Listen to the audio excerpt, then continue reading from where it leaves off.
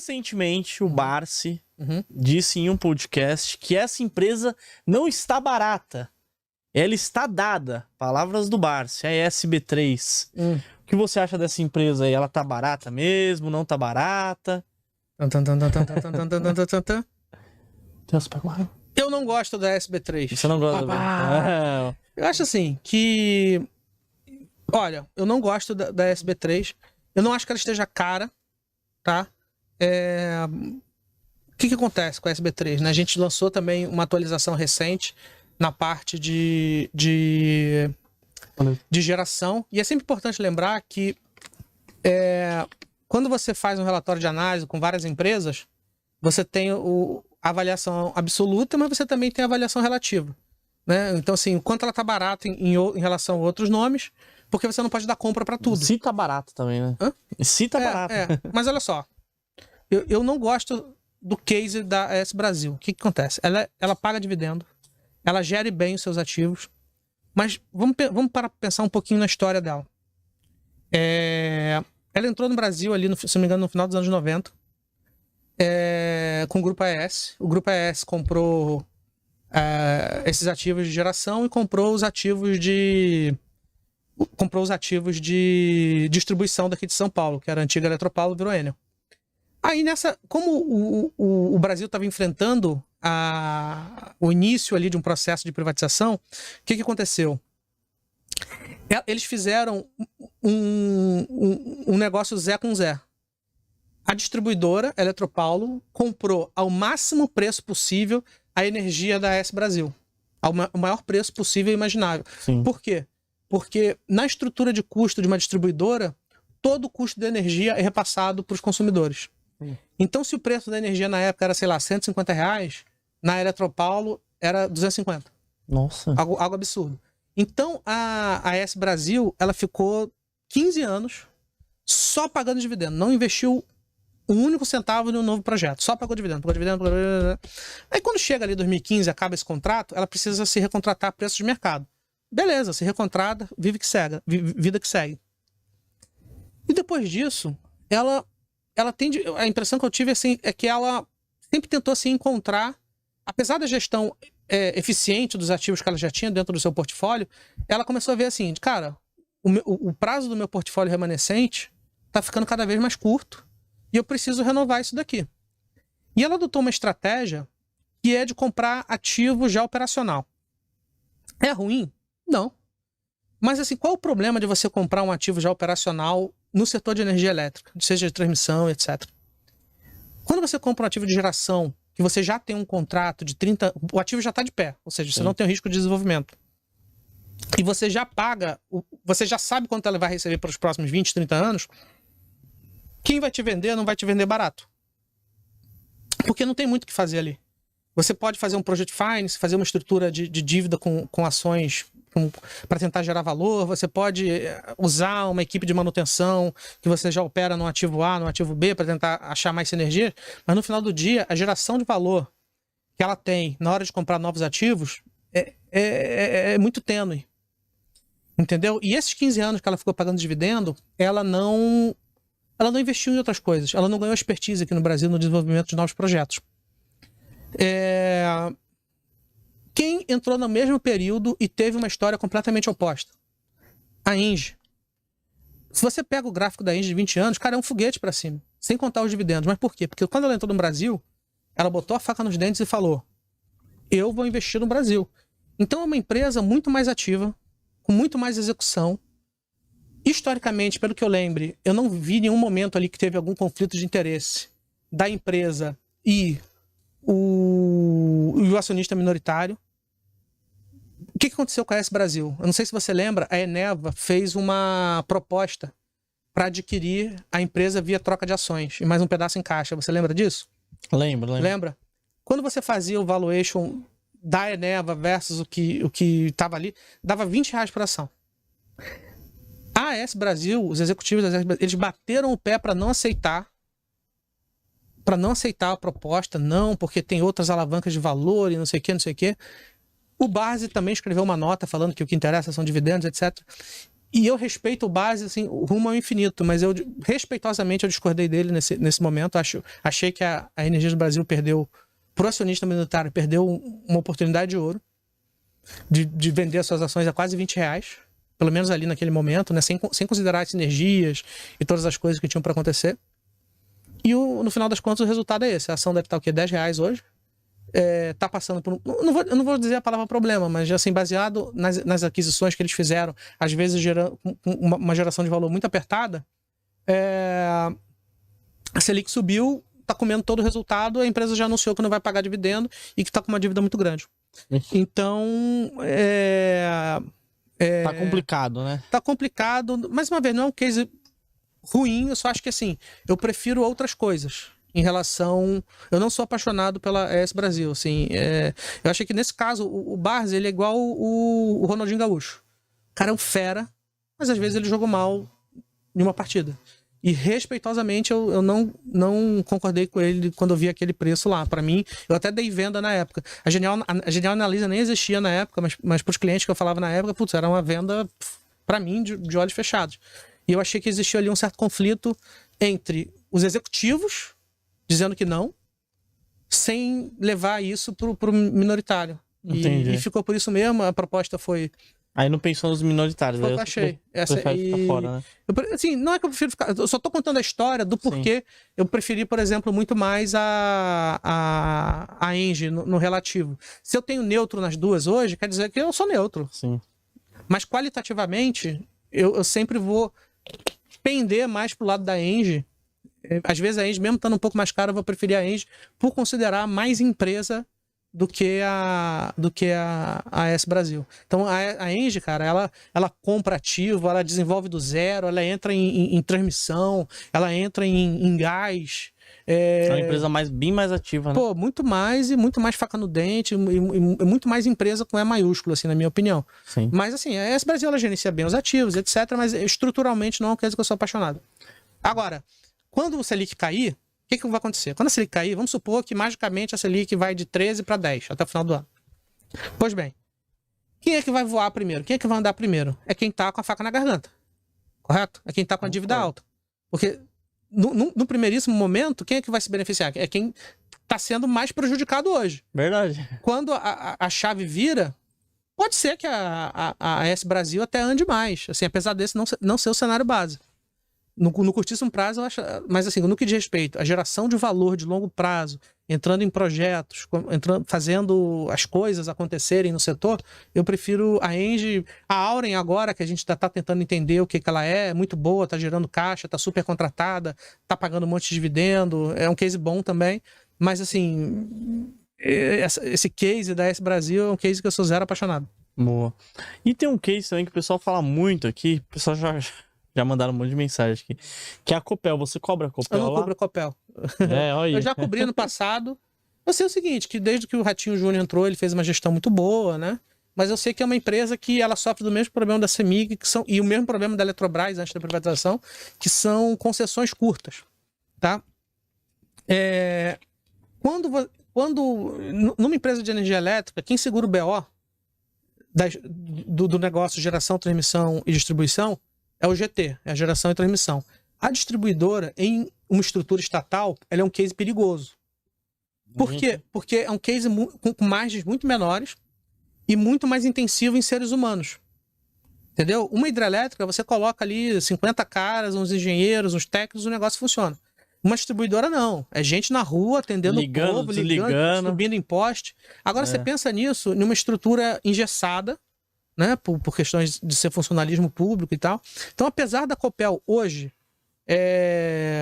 estar com uma estrutura de custos eficiente na sua distribuidora, pode ser que não seja assim para sempre. E você tem a concessão das hidrelétricas acabando. E à medida que a concessão da hidrelétrica acaba, o governo federal pega essa hidrelétrica e relicita. Ela vende para outra pessoa. Foi o que aconteceu com as hidrelétricas da própria CEMIG, São Simão, Jaguara e Miranda, foram vendidos para... A própria Engie comprou uma e os chineses compraram outra. A CESP, ela tinha um monte de hidrelétrica também com a concessão acabando. A concessão acabou, foi relicitado e ela ficou pequenininha, ficou só com Porto Primavera e mais 2 usinas minúsculas. E que a concessão de Porto Primavera acabava em 2028. Nossa, então já tá próximo.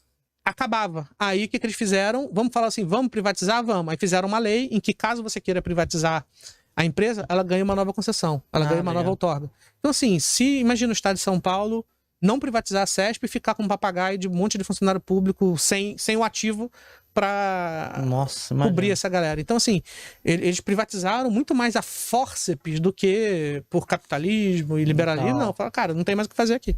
E foram privatizados. Então esse é o BO, né? Acho que o BO da CEMIG e da Copel estruturalmente é esse. Agora, eu não cubro mais, aliás, a CEMIG eu cubro, mas a Copel eu não cubro mais, então eu sugiro que vocês procurem outro analista, que vai estar mais informações. Muito mais. Mas estruturalmente eu lembro que o problema dela é esse. E foi anunciado a intenção de privatização. Então, assim, que bom. Eu acho assim, que se você já tem o case, agora surfa, né? Aproveita agora. Aproveita. Né? Se você já sofreu isso tudo, é igual a Sanepar. Você tá sofrendo sem água e seco. Se você tá sofrendo, que você agora espera que você tá num governo que já privatizou a Copel. Se acontecer para a Sanepar, você já sofreu tudo que tinha para sofrer. Assim, o deserto você já atravessou. Agora é correr para o abraço. E a pergunta de hoje, chegou o momento aí, ó. Rufem os tambores aí, você que tá aí do outro lado. Mateuzinho, nos trabalhos técnicos aí. Tem aí, Matheus? Não tem? A gente tem que começar a trabalhar mais a sonoplastia desse programa aqui, viu? Tá muito devagar essa sonoplastia aí. Vitão, Sanepar, R$ 3,57. Chegou o momento de você estudar?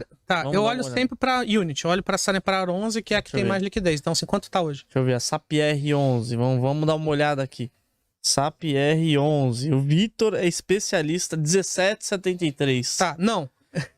Não vale a pena? Não, vou explicar por quê. Conta aí pra gente. Eu falei que eu ia fazer uma declaração polêmica. Conta aí o problema, O problema eu já contei. Diz respeito não só à baguncinha nas tarifas, mas também à maneira como a empresa tratou sua revisão tarifária, não reconhecendo todos os investimentos que deveriam ser reconhecidos. Então a gente está falando aí de uma tunga no investidor de algo na casa dos 3 bilhões. Então mesmo ela tendo uma rentabilidade superior aos pares, eu acho que ela vai seguir negociando com desconto estrutural em relação aos demais. E aqui eu falei no início da nossa conversa que eu ia ser polêmico em algum polêmica aí, ó. Ia ser polêmico. Pessoal, eu vejo muita gente, principalmente pessoa física, etc., falando, não, porque são empresas que eu quero ter na minha carteira. Eu acho empresas ruins para você ter na sua carteira previdenciária. Uau, vou explicar por quê. Mas Sanepar não é só da descarga, cagar, mijar e da descarga. História cansativa de gente preguiçosa. Brincadeira, mas vamos lá. O que acontece? O que acontece é o seguinte. O setor é bom. O setor é bom. É um setor perene, aquela coisa toda, etc e tal. Mas as empresas são ruins. E o que eu vejo do momento que eu comecei a acompanhar elas é que são empresas que na média não vão a lugar nenhum, assim. Você pega a Alupar, ou a Taesa, ou a Transmissão Paulista, ou as empresas de petróleo, né, as privadas principalmente, você tem uma história para ser contada, você tem um horizonte em que você sabe mais ou menos o que vai acontecer. A gente sabe que, a Prio está consolidando ativos, aí vai aumentar a produção de Albacora, e depois tem o Arru, Alupar, aquela coisa dos investimentos e tal. As empresas de saneamento, o que eu observo é que não acontece muita coisa ali dentro. Em termos de expansão, de novos negócios, de novas concessões. É tudo muito devagar, entendeu? O crescimento que ela tem ali para universalizar água e esgoto não aconteceu até hoje, não sei porquê. Muitas promessas todos os anos, são empresas que dão muita volta ao redor de si mesmo e que, na minha opinião, não chegam a lugar nenhum. Então são cases que cada uma delas tem um problema que funciona como um peso nas costas dela e que faz com que ela não alcance novos níveis. A Copasa, ela investe pouco. Ela não só investe pouco, e se você investe pouco, você não consegue gerar tarifa, digamos assim. E se você investe pouco, enfim, a manutenção dos serviços não fica de acordo. O custo dela é mais ineficiente em relação àquilo apresentado nas tarifas. Então por isso que é um case meio que largado às traças. A gente deu compra nela, acho que no resultado do segundo trimestre. Na Copasa? Copasa. Na casa dos R$11, já está 16. Mas muito porque quando ela chegou ali na casa dos R$11, ela valia, sei lá, 2,9 EBITDA, sabe? Já está muito largada as traças, aí eu dei um case, dei um buy ali muito mais para uma movimentação ali de curto prazo, de 11 para 16, 17, 18, do que uma coisa assim de 10 para 50, caso ela adotasse uma postura que levasse ela a algum lugar. Então, a Sanepar tem esse problema de tarifa, apesar de ser razoavelmente bem gerida ali no que diz respeito à rentabilidade. A Sabesp tem problema também com custos, estrutura de custos, também não consegue universalizar seus serviços, mas no final do dia, as 3, por serem estatais, podem ser alvos de privatização. E à medida que elas forem alvo de privatização, não bastando pode destravar valor? o destravamento de valor, ela começa a ter uma história. Ela começa a poder investir em outros negócios, começa a poder investir, sei lá, em aterro sanitário, sabe, começa a virar um case faca no dente que vai tirar elas do marasmo. Entendeu? Então, assim, a estrutura, o negócio é bom. O marco de saneamento, a gente vai falar sobre ele também. Também é uma alavanca maravilhosa para esses cases, pensando em privatização. Mas elas, do jeito que estão hoje, são cases que eu não gosto. Elas podem até dar ali voos de galinha, mas sempre ficam sujeitas a essa questão do ciclo político e tal, e ela acaba não saindo do lugar, tá? Então, assim, o marco de saneamento também quer ser revisto por esse governo. Quando você pega os leilões de Alagoas e do Rio de Janeiro, da SEDAI, a disputa foi, assim, briga de foice. Os prêmios, os ágios apresentados foram gigantescos. Os ágios foram gigantescos. Aí o que acontece na privatização da Corzan, que se deu ali em dezembro? Só teve um ofertante, que foi um consórcio. Pagaram o menor valuation possível. Nossa. E por que isso? Porque o governo já falava em modificar o marco do saneamento. Se você modifica o marco do saneamento, você muda uma lei que está estabelecida por uma outra lei que, infelizmente, invariavelmente vai ser pior, né? Inclusive, estão falando que os deputados que querem voltar essa lei estão chamando de, como é que é? A bancada da bosta. Porque eles querem voltar àquele cenário horroroso.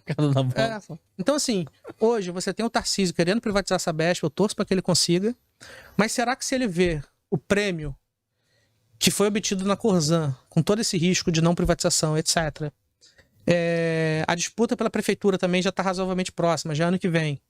O Boulos é um dos fortes candidatos, e ele já falou que, não quer privatizar, enfim. Será que ele vai ter espaço político para tocar um projeto desse tamanho? Então, assim, são cases que eu torço muito para que aconteça, mas eu acho que essa dicotomia entre o cara gastar uma energia para, às vezes, no final do dia, ter um leilão micado, porque o governo federal quer mudar as regras, é uma incerteza que é muito difícil, né? Porque por se tratar de um monopólio e regulado, você tem uma regulação ruim, o negócio vira ruim. E aí, você fica casado com um case de 30 anos, é difícil. Então, assim, é um case que eu já estive mais positivo, que eu não gosto das empresas do jeito que elas estão hoje, o que não quer dizer que você não possa fazer ali um swing trade. Agora, supondo que eu pudesse falar, Vitor, as empresas vão permanecer do jeito que elas estão hoje, seria uma alteração pelos próximos 30 anos. Eu nem passava perto, porque são cases que eu acho que não vão a lugar nenhum.